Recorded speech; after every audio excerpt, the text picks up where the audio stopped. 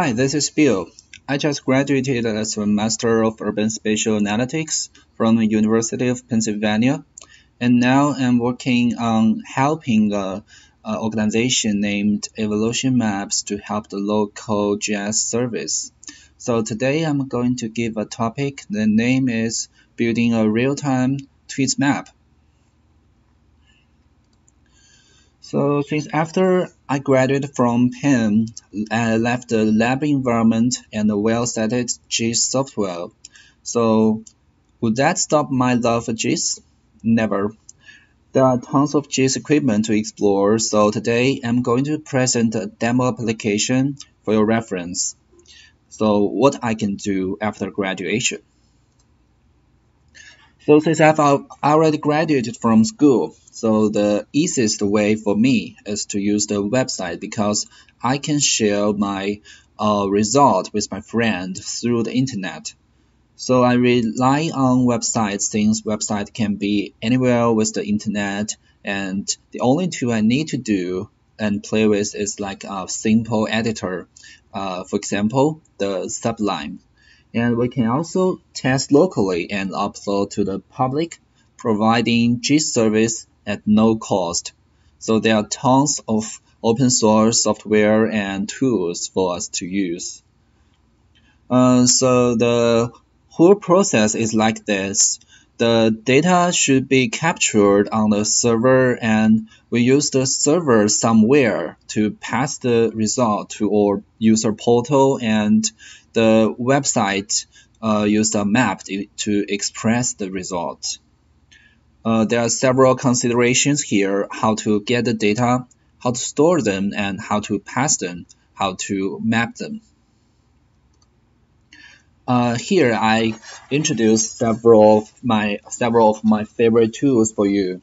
For the database one, I like CartoDB because CartoDB is free within 50 gigabytes and 4 layers, and it allows me to upload shapefile and other type of file like CSV file and many kind like GeoJSON.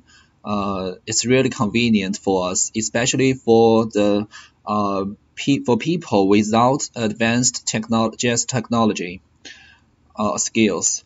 And there's another tool for us like Mapbox, providing us tons of beautiful or cool GIS functions like equipment for us to use. You can use that to create some clustering map and a map with multiple interactive functions. There are a good base map library like Leaflet is specially designed for the maybe telephone users to show a map on cell phones. Very beautiful, and according to somebody, its base map was designed. Most of them are designed by artist and developer. So the base map is really nice. Here I will show you what I can do after graduation without the paid software, the GIS softwares. And since in my school time I learned how to do TweetPy with the TweetPy, it's a Python library, and it has some function written in Python, and with this one I can have the internet and my computer can get real-time tweets.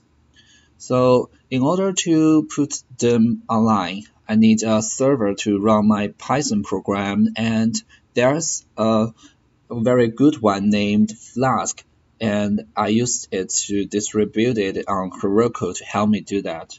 Finally, I can get the result back to my Chrome and just show them to my users on a map. So the whole progress is like this. First, I need to know where am I. For example, now we are in the Hilton Hotel in Albany, right? So you can see, use the Chrome to get our location. And after have our location, we pass it to our server. In our server, since we know our location, we put it in the TweetPy API, and we use that to do tweet streaming and get the real-time tweet result around us. We can set keyword and other restrictions and have the certain number of them and pass them back, and with all the information we want.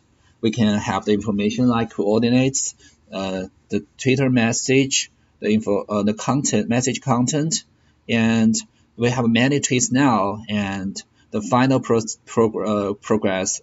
step is to show them on a map. So now we can see them. Here is an example I created online. So click that, you can open a browser. If you have your cell phone at hand, you can also open that. But I think if you use a computer, the result may be better. So now we can see that now we are in Albany, right? So we can see there are tons of tweets near us. And this map is created by Mapbox API. It's really nice and clustering type. So we can see it has a outside polygon of that. And each of them is a marker and with the tweet message. So now, for example, in order to illustrate it's a real-time tweet, we copy that and open up another browser, Twitter. In the Twitter, we can search for that. It's definitely a random one, so we can see that it's posted 46 minutes ago, so it's a real-time one. So now we can prove that it's a real-time tweet. Okay, so that's the demo I want to show you. Recently, I'm thinking about things. I think GIS is everywhere. We can play with that since there are most of them. There are many open source for us, so we can play with that. Any idea we can try. Because this is now it's fall and it's the right time to go Bear Mountain to see the fall leaves. If you live near Bear Mountain and in New York, you would appreciate the color of the leaves there. So that's the dream view. But however, in this Wednesday, one of my friends want to take a video about the fall leaves because he's an editor. However, he didn't know whether the leaves there were red enough for him. Maybe it looks like this one. Of course, this is not good. So since we have GIS technology, we can make it simple by just searching a Flickr or Instagram picture on that day with the keywords Bear Mountain or with the Bear Mountain's location. So here is a sample created by one of my friends, and I just want to show here. We can create a website like this.